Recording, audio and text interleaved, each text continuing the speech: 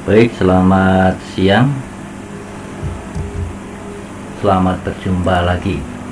Kali ini kita akan berbincang-bincang mengenai bagaimana menentukan koordinat titik dalam suatu poligon. Seringkali bila kita berada di suatu tempat dan ada orang di tempat lain, kita ingin menyatakan kedudukan orang itu.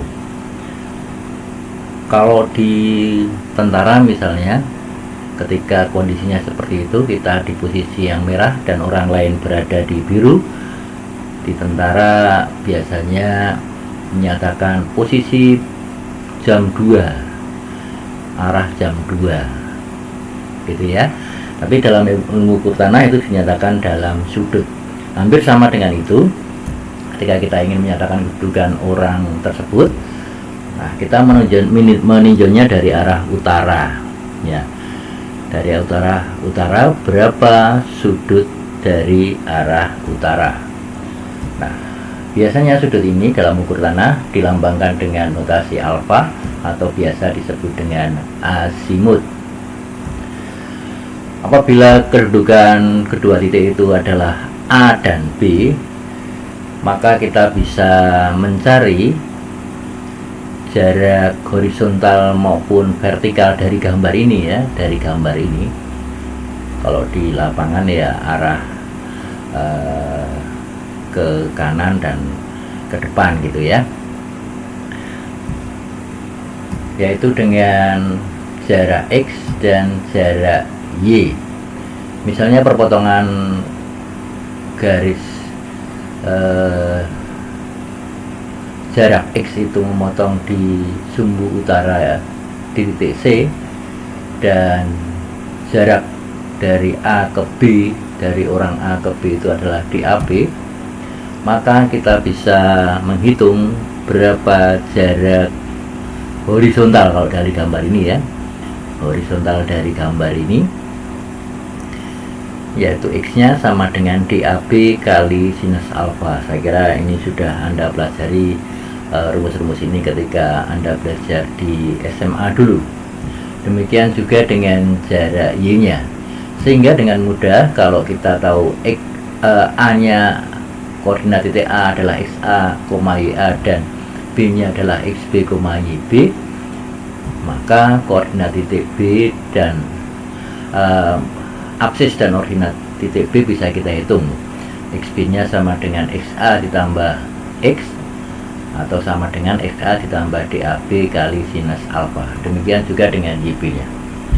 Nah, demikian yang biasa dilakukan di dalam ukur tanah untuk menunjukkan suatu titik. Jadi koordinat titik B bisa dihitung dari titik A. Apabila titik A diketahui koordinatnya, kemudian jarak dari AB diketahui, dan azimut atau arah dari A ke B diketahui. Sangat sederhana. Nah, permasalahannya adalah bagaimana kalau itu untuk banyak titik. Seperti contoh seperti ini ya, 1, 2, 3, 4 sampai R gitu ya. Dan biasanya kita mengukurnya dengan cara demikian. Dan yang kita ukur adalah yang pertama memang azimutnya, yang keduanya azimutnya nggak diukur. Azimut hanya diukur sekali saja di titik yang pertama. Kemudian sudut-sudut yang lain yang diukur adalah sudut-sudut beta ini. Di titik 2 kita tempatkan alat, kemudian kita tembakkan ke titik 1 dan titik 3, kita tahu sudut beta 2. Di titik 3 kita tempatkan alat, kita tahu sudut beta 3. Nah, bagaimana kita menghitung alfa 23? Kalau tadi rumusnya menggunakan nilai alfa untuk menghitung koordinat titik. Nah, bagaimana bila alfanya ini belum diketahui? Yang diketahui adalah alfa awalnya ini dan beta ini, atau di skala dalam hal ini adalah beta 2. Nah, kita bisa melakukannya dengan demikian. Nah, coba Anda lihat garis putus-putus biru ini.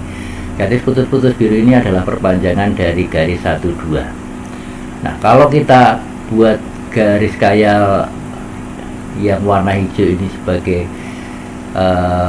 yang sejajar dengan garis asimut garis utara di titik 1 ini, maka sudut yang biru ini ya nilainya akan sama dengan alfa 12, sama dengan ini. Nah, sehingga kalau kita akan menghitung sudut alfa 23, kita bisa lakukan dengan cara demikian. Kita mulai dari titik ini, kita bergerak ke kanan alfa 12, dari sini kita berbalik 180 derajat ke belakang, kemudian dari sini kita ke kanan sebesar beta 2. Awalnya tadi dari sini, akhirnya dari sini. Nah, karena awal dari sini dan berakhir dari sini, maka nilainya itu sama dengan alfa 23 yang berawal dari titik ini dan berakhir dari ke titik ini. Saya ulangi lagi, alfa 23 ya, karena mulai dari garis hijau sampai ke garis hitam. Kita lihat lagi di sini ya, kita perpanjang dulu garis 12. Nah, setelah kita perpanjang, kita mulai dari sini. Ini sudutnya alfa 12 atau sama dengan sudut ini ya, alfa 12. Kita mulai dari sini sampai sini. Dari sini balik 180 derajat. Kemudian dari T ini kita ikuti beta 2, berakhir di garis yang hitam ini.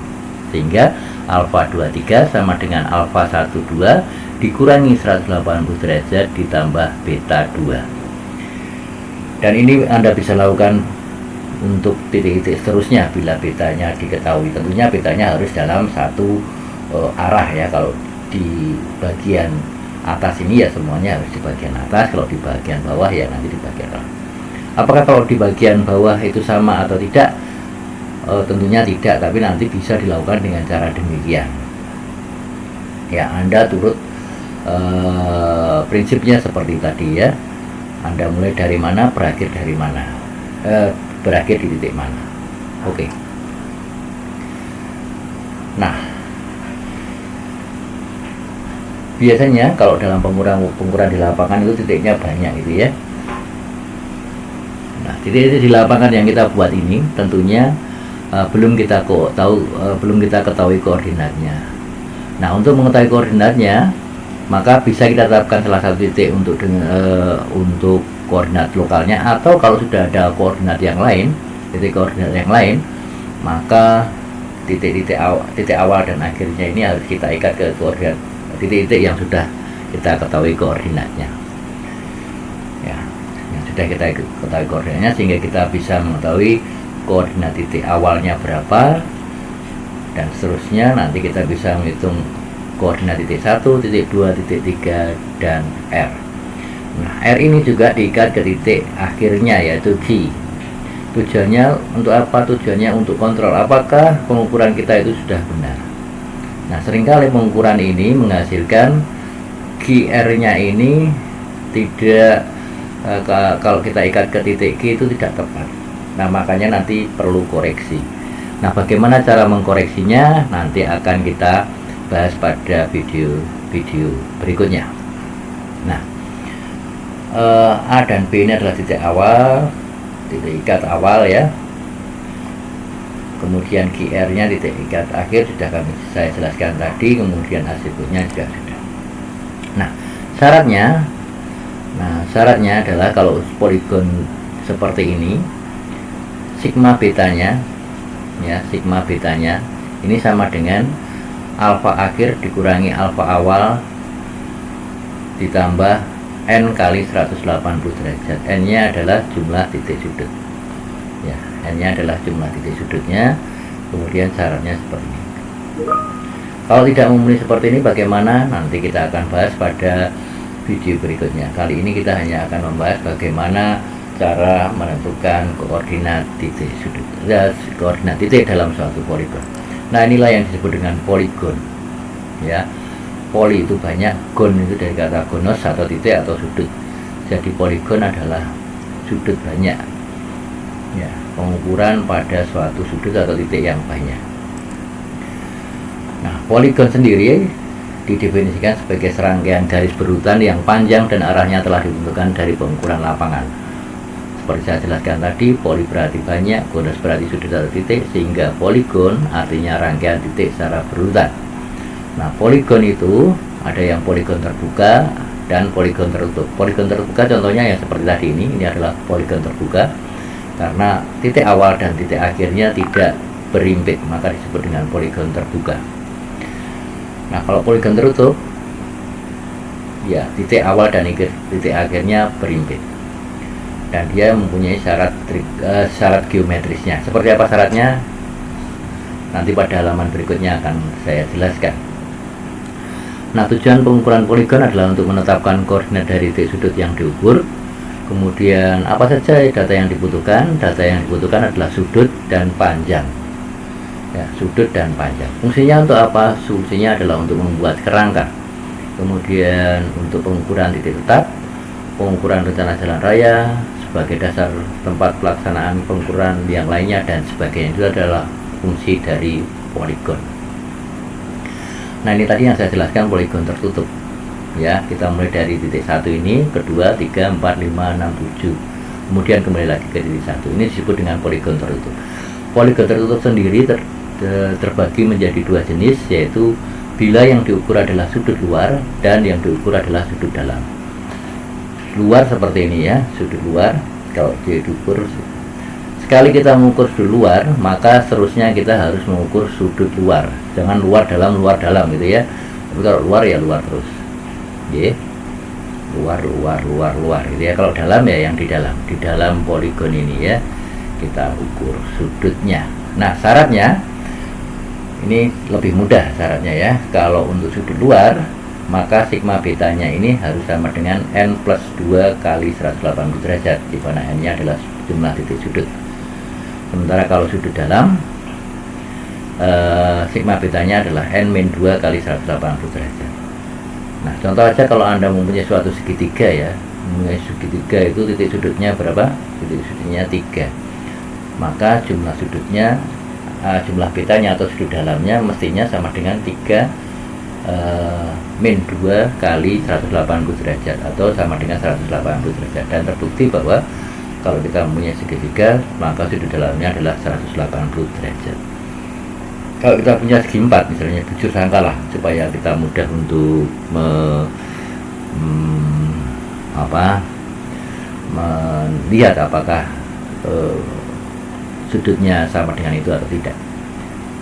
Maka sudut-sudut yang ada di dalam bujur sangkar adalah 360 derajat karena semuanya sudut siku atau 90 derajat dan ada 4 sudut. Maka 4 kali 90 sama dengan 360. Kalau dengan rumus ini bagaimana? Ya, dengan rumus sudut dalam ini, n nya 4 dikurangi 2 sama dengan 2 kali 180 derajat sama dengan 360 derajat. Itu adalah syaratnya. Nah, kemudian untuk membuatkan poligon ada syarat-syarat yang harus dipenuhi, yaitu dalam menentukan jumlah titik poligon harus berdasarkan pada fungsi poligon. Nah, ketika kita membuat poligon, jadi poligon itu biasanya untuk membuat kerangka peta gitu ya, untuk mengikat titik-titik yang ada di dalam daerah yang akan kita petakan. Kita membuat kerangkanya dulu, kerangkanya berupa poligon atau titik-titik yang berurutan tadi. Nah, titik-titiknya ini harus jumlahnya ya harus sesuai lah, tidak boleh terlalu banyak dan juga tidak boleh terlalu sedikit. Kemudian bentuk poligon diusahakan tidak terlalu banyak sudut ya, jangan terlalu banyak ya, kalau terlalu banyak ya nanti kemungkinan kesalahan pengukurannya lebih banyak. Tapi juga jangan terlalu sedikit karena nanti tidak bisa mengikat titik-titik yang harusnya kita bisa petakan. Kemudian jarak dari setiap titik poligon diusahakan mendekati sama atau tidak terlalu pendek. Jadi usahakan jarak antar poligon, titik-titik poligon itu jangan pendek sekali gitu ya. Ya, karena ini berhubungan dengan nanti pada saat kita melakukan koreksi ketika ada kesalahan. Nah, nanti akan kita bahas pada video-video yang lain. Kemudian diusahakan tidak membentuk sudut lansip. Nah, ini nanti juga akan saya jelaskan pada video mengenai kerangka pemetaan ketika kita membahas tentang bagaimana melakukan koreksi terhadap kesalahan yang telah kita lakukan saat pengukuran poligon. Kemudian syarat penempatan poligon, yaitu yang pertama harus memudahkan untuk pelaksanaan pengukurannya. Ya, jangan membuat poligon yang tidak bisa dilihat gitu ya, yang susah untuk diukur gitu ya. Kemudian titik poligon harus dipilih pada daerah yang mudah dibidik secara langsung. Nah ini ya, seperti saya katakan tadi, harus mudah dibidik secara langsung, karena ini sifatnya hanya untuk mengikat ya. Anda bisa bebas memilih titiknya. Nah tentunya titik-titiknya kita pilih sendiri pada suatu daerah yang mudah untuk dibidik. Kemudian untuk memudahkan mencari titik poligon, usahakanlah titik-titik tersebut terletak pada objek-objek yang mudah dikenal, misalnya pohon, tiang listrik, dan sebagainya. Nah, karena di lapangan hanya berupa titik patok atau patok gitu ya, jadi supaya tidak bingung ketika kita nanti mencari titik-titik itu lagi, ya usahakan titik-titik itu terletak pada suatu objek yang mudah dikenali ya. Jangan kalau di lapangan ya setelah lapangan kemudian kanan kirinya rumput, susah sekali kita mengenali di mana titik ikat tadi, sehingga ketika kita mau mengikat titik-titik yang akan kita petakan menjadi sulit ketika kita akan menempatkan alat, karena kelamaan mencari titik tersebut. Nah saya kira itu yang bisa saya jelaskan untuk menentukan titik dalam poligon. Mungkin ini baru secara singkat saja, nanti untuk selanjutnya akan dibahas lebih detail bagaimana cara membuat kerangka peta. Terima kasih, semoga video ini bermanfaat.